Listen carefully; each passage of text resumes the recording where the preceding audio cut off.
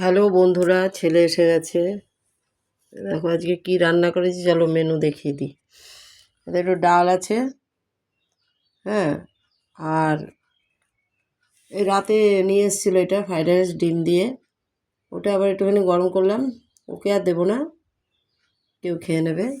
আর এই দেখো বাঁধাকপি করেছি, মাছের মুড়ো দিয়ে বাঁধাকপি, টমেটোর দিয়ে আলু দিয়ে বাঁধাকপি করেছি মাছের মুড়ো দিয়ে। আর এই দেখো মাছ করেছি, পোনা মাছ আলু বেগুন দিয়ে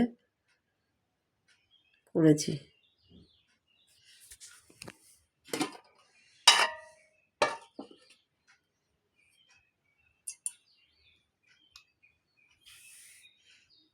দেখো আলু বেগুন দিয়ে পোনা মাছ করেছি। আর এই দেখো ভাত।